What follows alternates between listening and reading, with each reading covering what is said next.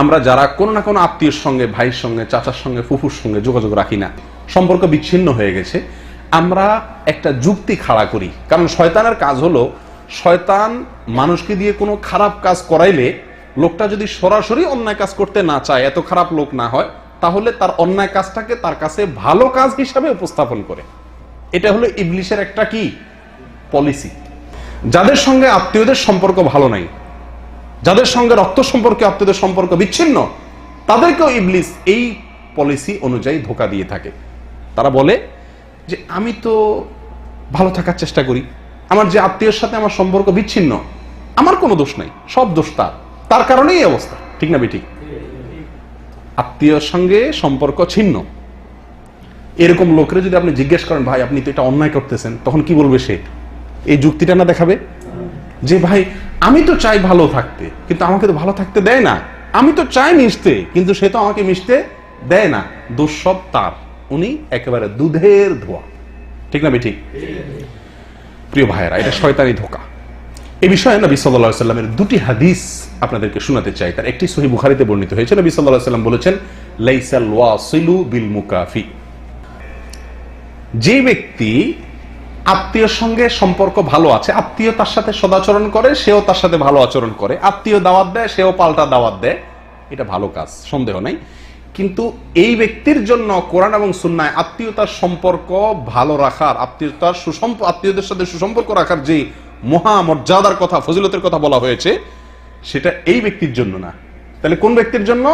এটা ওই ব্যক্তির জন্য কোরআন এবং সুন্নায় যে আত্মীয়দের সাথে সুসম্পর্ক রাখার যে ফজিলতের কথা বলা হয়েছে, আত্মীয়দের সম্পর্ককে জোড়া লাগানোর ফজিলতের মর্যাদার কথা শোনানো হয়েছে, এগুলা সব হলো ওই ব্যক্তির জন্য যেই ব্যক্তি তার আত্মীয়ের পক্ষ থেকে তার সাথে দুরাচরণ করা হয়, সম্পর্ক বিচ্ছিন্ন করে রাখে, সে নিজে আগ বেড়ে সেদে গিয়ে তার সাথে যায় মিশে, এই ব্যক্তির জন্য হলো মর্যাদা।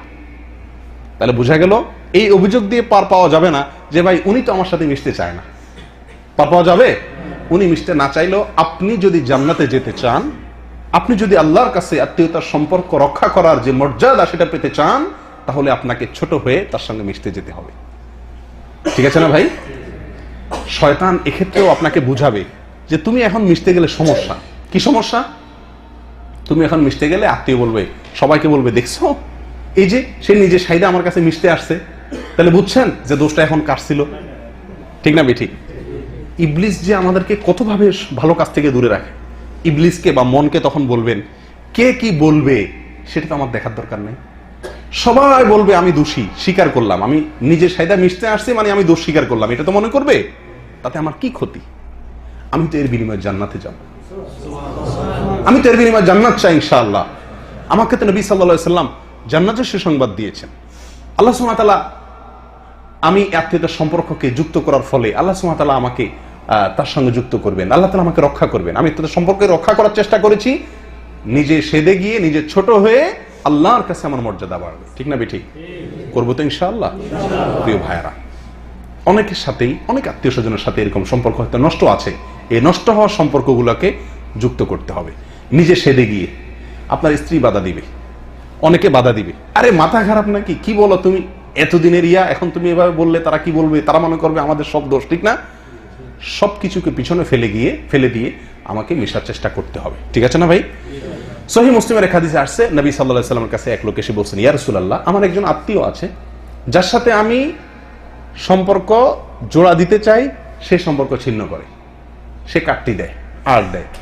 আমি তার সাথে ভালো আচরণ করি, উহসিনু ইলাইহিম ওয়া হুম ইয়াসিউন ইলাইয়া। আমি তাদের সাথে ভালো আচরণ করতে চাই, তারা আমার সাথে খারাপ আচরণ করে।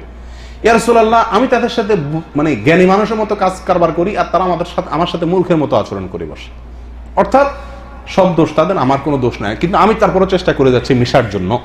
নবী সাল্লাল্লাহু আলাইহি ওয়াসাল্লাম বলেন, বাস্তবে যদি তেমনটি হয়ে থাকে যেমনটি তুমি বলতেছো, কারণ আত্মীয়ের সঙ্গে সম্পর্ক থাকা না থাকার বিষয়ে মানুষ এই ধরনের বলে, সব দোষ আত্মীয়রই মনে হয়। এই জন্য নবী সাল্লাল্লাহু আলাইহি ওয়াসাল্লাম বলছেন, তুমি যেমনটি বলছো বাস্তবে যদি এমন হয়, তো মনে রাখবে কেমন যেন তুমি তোমার সেই আত্মীয় স্বজনদের যারা তোমার সাথে সম্পর্ক নষ্ট করছে বা রাখতে চাচ্ছে না বা বিচ্ছিন্ন করছে, তুমি সেদে গিয়ে মিশতে চাচ্ছ, কেমন যেন তুমি তাদের উপরে জ্বলন্ত আগুনের কয়লা নিক্ষেপ করছো। তার মানে কেমন যেন আমরা বলি না মুখে চুনকালি দেয়, মানে কেমন যেন তুমি তাদেরকে লজ্জা দিচ্ছ, তাদেরকে ক্ষতির মধ্যে ফেলছো, অথচ তুমি জিতে যাচ্ছ। তোমার এখানে হারানোর কিছু নাই, তুমি চেষ্টা করছো ভালো করার, তাহলে তুমি ভালোর পথে ঠিকই আছো, অথচ তারা লজ্জিত হচ্ছে, তারা বিপদগ্রস্ত হচ্ছে, তারা ক্ষতিগ্রস্ত হচ্ছে। এবং নবী সাল্লাল্লাহু আলাইহি ওয়াসাল্লাম তাকে আরো বলেছেন, যদি তুমি এই অবস্থার উপরে টিকে থাকো, যতদিন তুমি এরকম কন্টিনিউ করো আত্মীয়ের সঙ্গে নিজে সেদে গিয়ে ভালো সম্পর্ক রাখতে চাও, ততদিন পর্যন্ত আল্লাহ সুবহানাহু ওয়া তাআলা একজন ফেরেশতাকে নিয়োগ দিয়ে দিবেন, যিনি তোমার জন্য সহায়ক, তোমার হেল্পার, সহযোগীর ভূমিকায় থাকবে। প্রিয় ভাইরা, তাহলে আত্মীয় স্বজনের সাথে সুসম্পর্ক বজায় রাখার চেষ্টা করবো তো ইনশাআল্লাহ। কোনো আত্মীয়ের সঙ্গে যদি সম্পর্ক নষ্ট হয়ে যায়, সেটাকে আবার জোড়া দেওয়ার চেষ্টা করব। ইসলাম আমাদেরকে উদারতা শিক্ষা দিয়েছে, ইসলাম আমাদেরকে উত্তম আচরণের শিক্ষা দিয়েছে, ইসলাম আমাদেরকে সামাজিকতা শিক্ষা দিয়েছে। আমি ছোট হলে মান তাওয়াদা লিল্লাহ রাফাহুল্লাহ, আল্লাহর জন্য যদি আমি ছোট হই, আমার মর্যাদা আল্লাহই কি করবেন? বাড়িয়ে দিবেন। এই সমস্ত ক্ষেত্রে ছোট হলে আরো সে আল্লাহর কাছে বড় হতে পারে। চেষ্টা করবো তো ইনশাআল্লাহ। সবাই বিষয়টা খেয়াল রাখবো তো ইনশাআল্লাহ। আত্মীয় স্বজনের সাথে সম্পর্ক রাখবো তো ইনশাআল্লাহ। সালাত, সিয়াম এগুলোই শুধুমাত্র জান্নাতে যাওয়ার জন্য যথেষ্ট হবে না যদি আমরা আত্মীয় স্বজনের সম্পর্ক বিচ্ছিন্ন করি। যে কোনো কারণে হতে পারে, কোনো কারণে গন্ডগোল ফাসাদ হতে পারে, মামলা মোকদ্দমা চলতেই পারে, কিন্তু সম্পর্ক নষ্ট হবে না। তার বিপদে আমাকে যেতে হবে, তার অসুবিধায় আমাকে পাশে দাঁড়াতে হবে, এটা আমার ইমানি দায়িত্ব। মনে থাকবো তো ইনশাআল্লাহ। আল্লাহ সুবহানাহু ওয়া তাআলা আমাদের সকলকে তৌফিক দান করেন।